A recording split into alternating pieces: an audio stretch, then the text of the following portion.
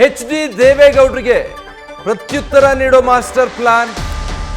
ದಳಪಡೆಯ ಭದ್ರಕೋಟೆಯಲ್ಲಿ CM ಪ್ರಚಾರಕ್ಕೆ ವೇದಿಕೆ ರೆಡಿಯಾಗಿದೆ.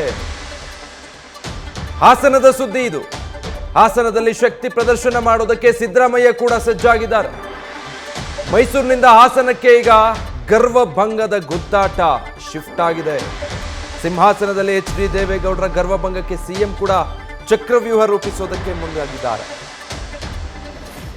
ಡೀಟೇಲ್ಸ್ ಕೊಡ್ತಾರೆ ಮಂಜುನಾಥ್, ಲೈವ್ ನಲ್ಲಿ ಜಾಯ್ನ್ ಆಗ್ತಾ ಇದ್ದಾರೆ.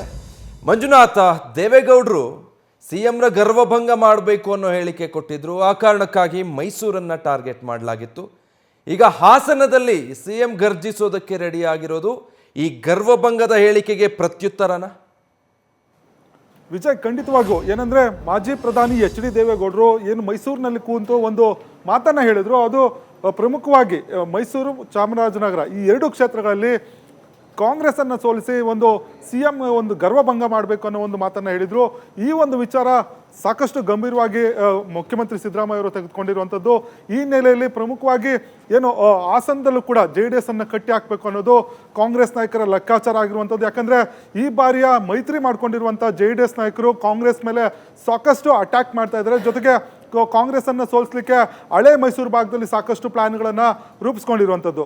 ಈ ಹಿನ್ನೆಲೆಯಲ್ಲಿ ಈ ಬಾರಿ ಏನಾದರೂ ಲೋಕಸಭಾ ಚುನಾವಣೆಯಲ್ಲಿ ನಾವು ದಳಪತಿಗಳನ್ನು ಕಟ್ಟಿ ಹಾಕಿದ್ರೆ ಮುಂದಿನ ದಿನಗಳಲ್ಲಿ ತಮಗೆ ಹಳೆ ಮೈಸೂರು ಭಾಗದಲ್ಲಿ ಶತ್ರುಗಳು ಇರೋದಿಲ್ಲ ಅನ್ನೋದು ಕಾಂಗ್ರೆಸ್ ನಾಯಕರ ಲೆಕ್ಕಾಚಾರ ಆಗಿರುವಂಥದ್ದು. ಅದರಲ್ಲೂ ಕೂಡ ಪ್ರಮುಖವಾಗಿ ದೇವೇಗೌಡರ ಹೇಳಿಕೆಯನ್ನು CM ಸಿದ್ದರಾಮಯ್ಯ ಅವರು ಪ್ರತಿಷ್ಠೆಯಾಗಿ ತೆಗೆದುಕೊಂಡಿರುವಂಥದ್ದು. ಈಗಾಗಲೇ ಮೈಸೂರು ಮತ್ತು ಚಾಮರಾಜನಗರ ಗೆಲ್ಲಲಿಕ್ಕೆ ಸಾಕಷ್ಟು ಪ್ರಯತ್ನಗಳು ನಡೆಸ್ತಾ ಇದ್ರೆ, ಇನ್ನೊಂದು ಕಡೆ ದಳಪತಿಗಳ ಒಂದು ಕ್ಷೇತ್ರ, ತವರು ಕ್ಷೇತ್ರ ಆಗಿರುವಂಥ ಹಾಸನದಲ್ಲಿ ದಳಪತಿಗಳಿಗೆ ಸೋಲಿಸಬೇಕು ಅನ್ನೋದು CM ಸಿದ್ದರಾಮಯ್ಯ ಅವರ ಲೆಕ್ಕಾಚಾರ ಆಗಿರುವಂಥದ್ದು. ಹೀಗಾಗಿ ಏಪ್ರಿಲ್ 18ಕ್ಕೆ ಸ್ವತಃ CM ಸಿದ್ದರಾಮಯ್ಯ ಅವರು ಹಾಸನಕ್ಕೆ ಒಂದು ಭೇಟಿ ಕೊಟ್ಟು ತಮ್ಮ ಕೈ ಅಭ್ಯರ್ಥಿ ಶ್ರೇಯಸ್ ಪಟೇಲ್ ಪರವಾಗಿ ಕ್ಯಾಂಪೇನ್ ಮಾಡಲಿಕ್ಕೆ ತೀರ್ಮಾನವನ್ನು ತೆಗೆದುಕೊಂಡಿರುವಂಥದ್ದು. ಅದರಲ್ಲೂ ಕೂಡ ಹಾಸನ ಭಾಗದಲ್ಲಿ ಏನು 3 ಪ್ರಮುಖ ಸಮುದಾಯಗಳು, ಒಕ್ಕಲಿಗ ಒಂದು ಕಡೆ ಆದರೆ ಅಹಿಂದ ಮತಗಳು, ದಲಿತ ಮತ್ತು ಹಿಂದುಳಿದವರ್ಗ ಜೊತೆಗೆ ಕುರುಬ ಸಮುದಾಯದ ಮತಗಳೇನಿದೆ ಆ ಒಂದು ಮತಗಳನ್ನು ಕಳಿಸಲೇಬೇಕು. ಆ ಮುಖಾಂತರ ಪ್ರಜ್ವಲ್ಗೆ ಸೋಲಿಸುವ ಮುಖಾಂತರ ದೇವೇಗೌಡರಿಗೆ ಒಂದು ಟಕ್ಕರನ್ನು ಕೊಡಬೇಕು ಅನ್ನೋದು ಸಿದ್ದರಾಮಯ್ಯ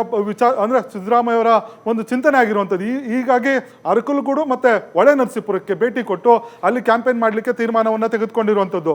ಪ್ರಮುಖವಾಗಿ ನೀವು ಅಬ್ಸರ್ವ್ ಮಾಡೋದಾದರೆ ಇತ್ತೀಚಿನ ದಿನಗಳಲ್ಲಿ ಅಥವಾ ಹಿಂದೆಯಿಂದಲೂ ಕೂಡ ಏನು ಹಾಸನದ ಹೊಳೆನರಸೀಪುರಕ್ಕೆ CM ಸಿದ್ದರಾಮಯ್ಯ ಎಲ್ಲಿ ಕೂಡ ಭೇಟಿ ಕೊಟ್ಟಂಥ ಇತಿಹಾಸ ಇಲ್ಲ. ಯಾಕಂದರೆ ರೇವಣ್ಣ ಮತ್ತು ಸಿದ್ದರಾಮಯ್ಯ ಇಬ್ಬರು ಕೂಡ ಸಾಕಷ್ಟು ಆಪ್ತತೆಯಿಂದ ಇರುವಂಥದ್ದು, ಸಹೋದರ ರೀತಿ ಇರುವಂಥದ್ದು.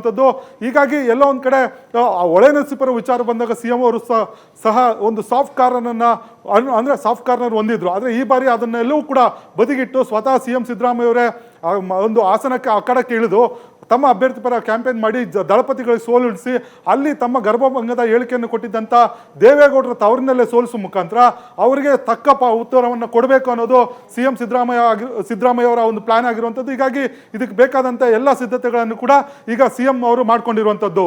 Vijay, thank you Manjunath. News first, ನಿರ್ಭೀತಿಯಿಂದ ನಿಮ್ಮ ಪರವಾಗಿ.